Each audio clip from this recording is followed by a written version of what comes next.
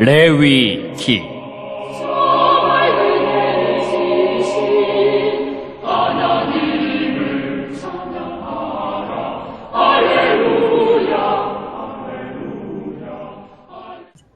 안녕하세요. 레위기 강의 첫 번째 시간입니다. 우리가 성경을 읽어 나가면서 창세기, 출애굽기, 레위기 하면서 통독을 해나가면서 레위기쯤 되면은 그냥 지나가고 싶을 정도로 이해도 잘 되지를 않고 그리고 힘드는 부분이라고 그렇게 잘 알고 있습니다. 왜 레위기가 이렇게 어렵고 그리고 사람들로부터 외면을 받게 되었는지 참으로 안타깝습니다. 왜냐하면은 이스라엘 사람들은 이 레위기를 어린이들에게 제일 먼저 가르치는 책입니다. 어린이에게 가르치는 것을 보면은 분명히 쉬운 책이고 그리고 아주 기본적인 것을 가르치는 그러한 책이라는 것을 알 수가 있는데 왜 우리에게는 그것이 그렇게 어렵고 또 우리가 잘 읽지 않는 그런 책이 되었을까 하는 그런 안타까운 마음이 듭니다. 그러면은 레위기를 우리가 읽어 나갈 때에 맨 처음 부분의 구절을 한번 보십시다. 여호와께서 회막에서 모세를 부르시고 그에게 말씀하여 이르시되 이스라엘 자손에게 말하여 이르라. 분명히 이스라엘 자손, 이스라엘 백성에게 이 내용을 알려주어라고 그렇게 말씀을 하시는 모습을 볼 수가 있습니다. 분명히 어렵지 않는 내용입니다. 그리고 모든 백성들이 알아야 될 그런 기본적이고 중요한 내용이라는 것을 알 수가 있습니다. 그런데 왜 이 내용이 레위기, 성직자들이 주로 읽는 그러한 책이라고 그렇게 알려졌을까요? 원래 히브리어 성경, 창세기, 출애굽기, 레위기 하면서 나올 때 히브리어 성경 그 두루마기에는 이름다운 이름이 없습니다. 특별히 레위기에 가보면은 히브리어로 이렇게 되어 있습니다. 바이크라. 그분이 말씀하셨다. 이렇게 되어 있습니다. 창세기 같으면은 태초에 이렇게 되어 있어요. 이 말은 무엇이냐 하면은 그 두루마리의 맨 처음 글자가 바로 책 제목이 되었던 것입니다. 그러나 의미는 별로 잘 와닿지가 않죠. 그래서 헬라어로 이것이 번역이 될 때에 될 수 있으면 그 책 내용을 잘 말해줄 수 있는 책 제목을 붙이려고 애를 썼습니다. 그래서 제 첫 번째 책은 창세기, 두 번째 책은 출애굽기, 세 번째 책은 레위기라고 이렇게 이름을 지었어요. 왜냐하면은 이것은 제사라든가 제사장에 관한 그러한 내용들이 많이 있기 때문에 그 책 제목을 레위기라고 그렇게 지었습니다. 그러나 사실 레위기 속에 들어가 보면은 레위인에 대한 것은 거의 없습니다. 별로 없습니다. 그러면 이 내용이 레위기로 되었기 때문에 오해를 받고 있는데 사실은 모든 성도들이, 모든 백성들이 알아야 될 아주 기본적인 신앙생활의 가장 기본이 되는 내용이 들어있는 것을 우리가 이 2절을 통해서 알 수가 있었습니다. 그리고 또 한 가지 중요한 내용은 이 말씀을 하나님께서 어디서 주셨는가 하는 겁니다. 바로 출애굽하고 난 뒤에 시내 광야에 도착했을 때 하나님께서 회막을 지으라고 말씀을 하셨습니다. 그 회막을 짓고 난 후에 하나님께서 이스라엘 백성들에게 처음 말씀하신 내용이 바로 이 레위기의 내용입니다. 하나님께서 높은 하늘 보좌에서 이 낮은 곳에 내려오셔서 백성들 가운데서 계시면서 처음 말씀하고 싶은 내용, 그 내용이 바로 이 책에 담겨져 있다는 것입니다. 상당히 귀중하고 또 핵심되는 그런 말씀 아니겠습니까? 그리고 또 이 레위기 전체 책을 이렇게 살펴볼 때에 저는 그 핵심적인 내용을 만남과 나눔이라고 그렇게 보았습니다. 그래서 제가 책을 쓸 때도 레위기 만남과 나눔의 장 이렇게 하면서 책 제목을 달았습니다. 왜냐하면은 하나님과의 만남이 중요하다. 어디서 만납니까? 예배 드릴 때 하나님과 만나지 않습니까? 예배 드린다는 것, 제사 드린다는 것, 하나님을 뵙는 일이고 하나님께서 우리와 만나는 그런 순간입니다. 하나님과의 만남, 참으로 중요합니다. 그 다음 또 중요한 것은 무엇이냐면 성도들 서로 간에 나눔이 있는 그런 모습 하나님께서 좋아하십니다. 그래서 만남과 나눔이 바로 이 레위 전체의 핵심적인 내용이다. 저는 그렇게 보았습니다. 특별히 이 내용 가운데 있어서 예수님께서도 지적하신 그런 말씀이 있습니다. 내 이웃을 내 몸과 같이 사랑하라. 그 말씀이 바로 이 레위기 19장에 들어가 있습니다. 이 나눔의 말씀, 이 말씀이 여기에서 핵심인 것을 알 수가 있습니다. 또 하나 이 레위의 중요한 것은 무엇이냐 하면은 이스라엘 백성들이 광야에서 이 말씀을 들었습니다. 광야는 바로 앞으로 들어갈 약속의 땅을 바라보면서 지나가는 그러한 장소가 광야가 아닙니까? 준비하는 장소가 바로 광야입니다. 그 광야에서 앞으로 약속의 땅에 들어가서 어떻게 살아야 될 것인가를 바라보면서 하나님께서 백성에게 주신 것이기 때문에 그야말로 희망찬 청사진이라고 그렇게 말할 수가 있습니다. 그러면은 이제부터 이제 4회에 걸쳐서 레위기 강의가 계속되어지겠는데요.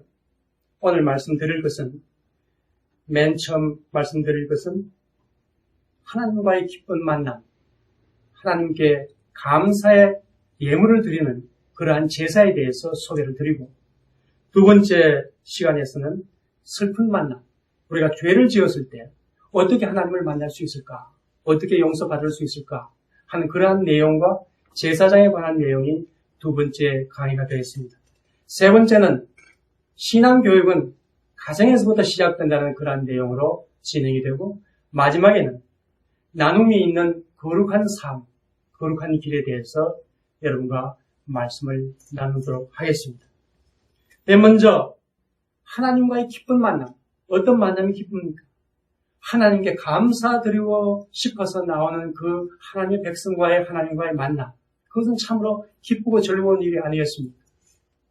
멀리서 전화를 해도 기쁜데 하물며 함께 만나서 그렇게 나누는 그것은 얼마나 기쁘겠습니까? 더구나 우리는 하나님을 아버지라고 그렇게 부르고 있지 않습니까?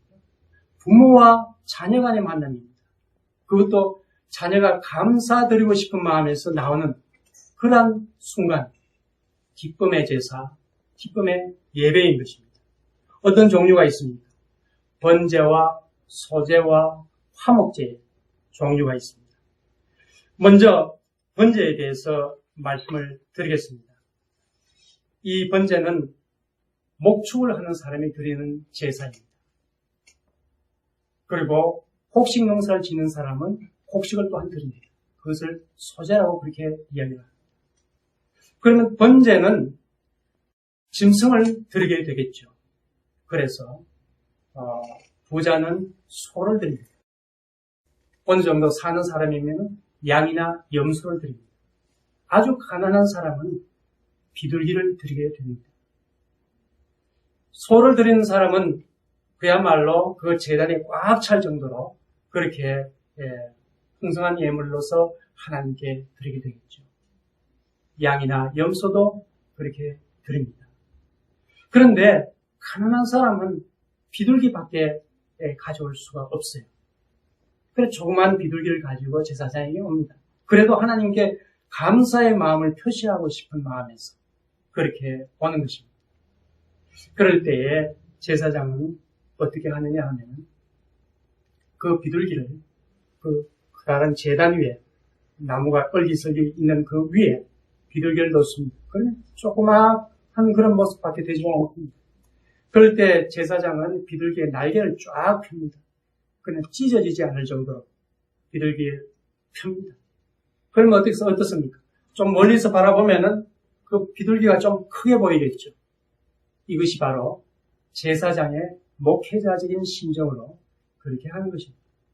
그래서 가난한 사람이 조그마한 예물을 들고 오더라도 위축되지 않도록 그렇게 배려하는 그런 심정을 거기서 발견할 수가 있습니다. 하나님은 많이 가지고 오거나 적게 가지고 오거나 그것을 크게 상관하지 않습니다. 자기의 능력에 따라서, 자기의 경제적인 능력에 따라서 알맞게 인색하지 않게, 그러나 과도하게 하는 것도 하나님께서 원하지 않습니다. 그것이 바로 감사의 예물을 드리는, 헌금을 드리는 아주 기본적인 원리인 것입니다. 여기서 우리는 한 가지 좀 더 살펴볼 것이 있는데요. 그것은 뭐냐 하면은 이 회막이라는 것, 맨 처음 하나님께서 세우라고 지으라고 했던 그 회막에 대해서 말씀을 드릴 필요가 있습니다. 회막이라는 것은, 막이라는 것은 텐트입니다. 그런데 그 뜻은 만남의 텐트입니다. 그래서 영어로 이야기를 한다면 tent of meeting 이렇게 번역을 하죠. 만남의 텐트입니다. 이것이 바로 교회의 원형이고 성전의 원형입니다. 하나님께서 이 땅에 오셔서 거기 계시면서 자기 백성들과 만나시겠다고 하는 그곳이 바로 회막이고 성전이고 교회인 것입니다. 그런데 회막의 구조를 보면은 이렇게 회막들이 있고 회막들에는 제단이 있고 그 다음에 텐트가 쳐져 있는데 텐트를 이렇게 그 커튼으로 이렇게 구분을 합니다. 그래서 앞에는 성소라고 그렇게 부르고 그리고 커튼 뒤에는 지성소라고 부릅니다. 성소란 말은 거룩한 곳이라는 뜻이죠. 지성소라는 것은 아주 거룩한 곳, 지극히 거룩한 곳이라고 그렇게 보통 이야기를 합니다. 여기 지성소 안에는 법궤가 들어가 있습니다. 바로 그곳에 하나님께서 나타나시는 것입니다. 또 그 성소에 들어가서 제사장은 하나님의 말씀을 듣는 것입니다. 이렇게 텐트를 만들라고 하시고 하나님께서 거기에 오셔서 백성들과 만나고 거기서 말씀을 주시는 것이 바로 회막인 것입니다. 이제 농사를 짓는 사람은 어떻게 감사의 마음을 표시를 할까? 그것이 바로 소제입니다. 소제라고 그러니까 잘 이해가 되지 않죠. 그래서 곡식 제사 이렇게 번역을 하면 참 이해가 참 잘 될 것 같은데 아쉬운 마음이 있습니다. 곡식으로 드리는 것입니다. 그런데 거기에서도 부자와 가난한 사람이 드리는 예물을 구별해 두고 있습니다. 부자는 어떻게 드리냐 하면은 곡식 가루를 드립니다. 생곡식 가루를 드립니다. 그런데 거기에 반드시 얹어야 되는 것이 있는데 그것은 유향이라고 합니다. 이 향은 이스라엘 땅에서 나지 않습니다. 소위 수입품입니다. 아주 비싼 값으로 살 수밖에 없겠죠. 그래서 부자라야 그것을 살 수 있고 그렇게 예물을 드릴 수가 있습니다. 향을 가지고 제단 위에 올려서 곡식가루와 함께 태우면은 아주 그 향기도 좋고 그렇습니다. 그러나 값이 비싸기 때문에 부자라야 그렇게 할 수가 있습니다. 그 외에 대부분의 사람들은 어떻게 하나님께 감사의 마음을 표시하느냐 하면은 곡식을 가루로 만들어서 그것을 요리를 합니다.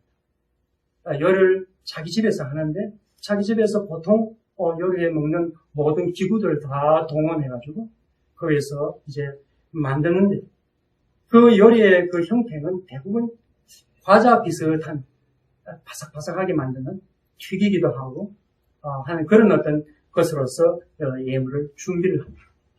그래서 그것을 가지고 오면은 이제 제사장이 그것을 받아서 제단 위에 놓고 거기서 불살라서 하나님께 드리는 것입니다. 그것이 바로 곡식으로 하나님께 감사의 마음을 표시하는 소재인 것입니다. 그런데 이 감사의 마음을 표시하는 세 번째 제사는 어떤 제사냐 하면은 화목제라는 제사입니다. 화목제라고 하니까 우리가 얼핏 떠오르는 것은 이것은 하나님과 사람 간의 어떤 화해하는 어떤 제사가 아닌가, 소위 말해서 죄 문제를 해결하는 제사가 아닌가 하는 그런 생각을 우선 하게 됩니다. 그러나 그것은 전혀 아닙니다. 화목이라는 것은 사람과 사람 사이의 화목한 모습을 하나님께서 보시고 싶어하는 그러한 제사가 바로 화목제인 것입니다. 그럼 그 절차를 한번 살펴보면 좀 이해가 될 수가 있습니다. 화목제 역시 짐승을 가지고 옵니다. 그럼 짐승을 가져오면은 짐승 이 내장 안에 있는 기름기 그것만 떼내어 가지고 제단 위에 올려서 불살라서 하나님께 드리고요.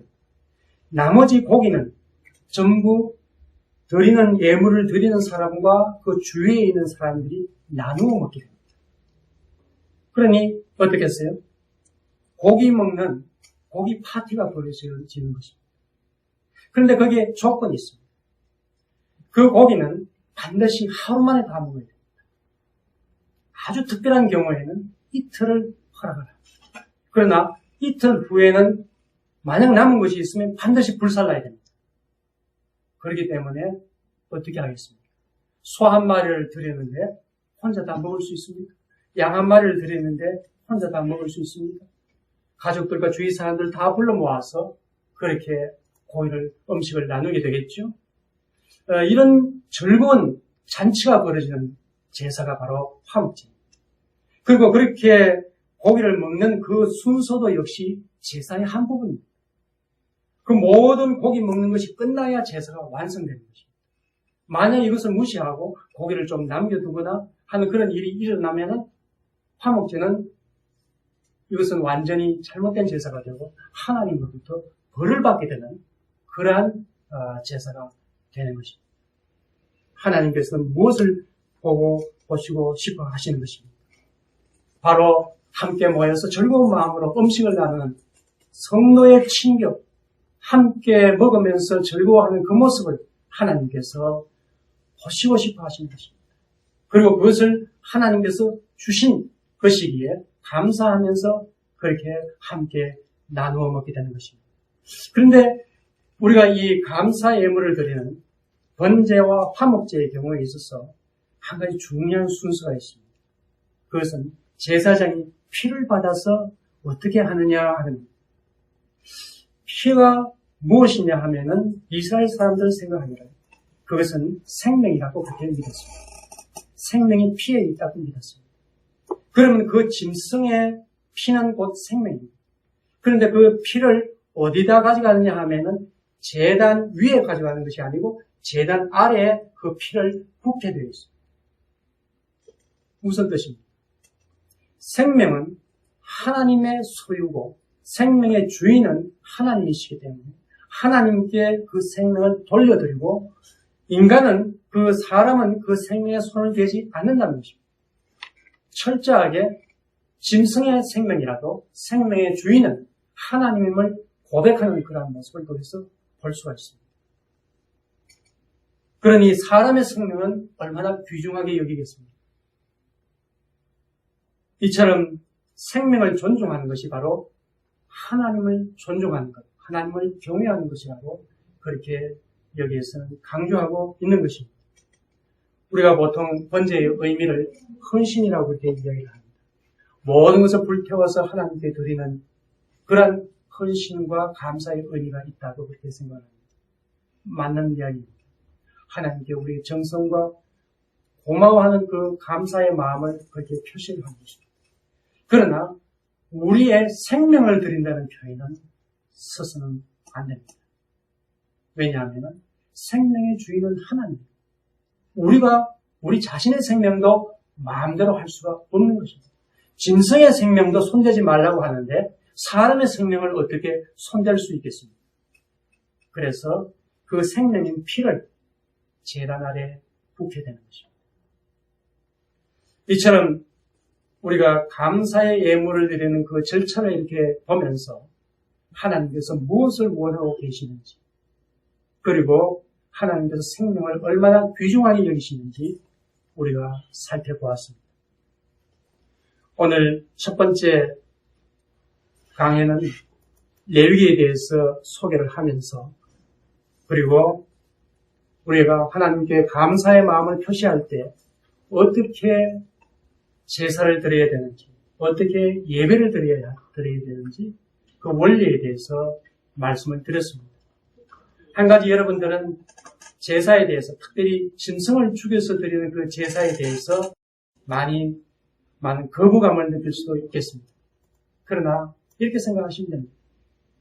오늘날 우리가 한국에서 드리는 예배의 모습 이것이 전 세계에서 동일하게 똑같은 모습으로 이와 같이 드린다고 생각하면 그것은 오산입니다. 저기 아프리카에 가보면은 그분들은 이렇게 점잖게 예배를 드리지 않습니다.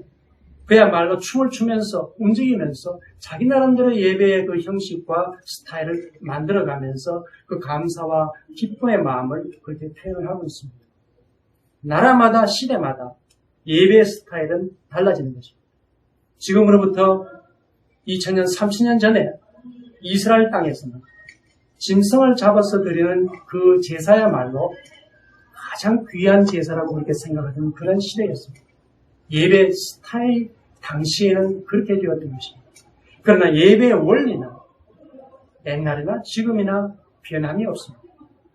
여기에 담겨진 그 예배의 원리를 오늘 우리가 예배 드릴 때나 우리가 하나님께 예배 드리고 신앙생활 할 때 그대로 적용해서 사용할 수 있는, 활용할 수 있는 그러한 내용이라는 것을 우리가 여기서 발견할 수가 있는 것입니다. 그리고 또 한 가지는 이 감사의 제사는 번제나 소제나 화목제의 경우에 있어서는 의무적인 제사가 아닙니다. 반드시 드려야 된다는 것이 없습니다. 언제든지 감사의 마음이 일어날 때 하나님께 나아가서 그 마음을 표현하면 되는 것입니다. 그리고 그때에는 자기의 능력에 맞게 준비해서 그 감사의 마음을 표시하면 되는 것입니다. 그러면 하나님께서 정말 기뻐하시고 우리와 만남을 너무나도 좋아하시고 언제나 우리를 사랑하시는 하나님께서 우리에게 하나님 은혜로서 함께 하실 줄 우리가 또한 믿는 것입니다.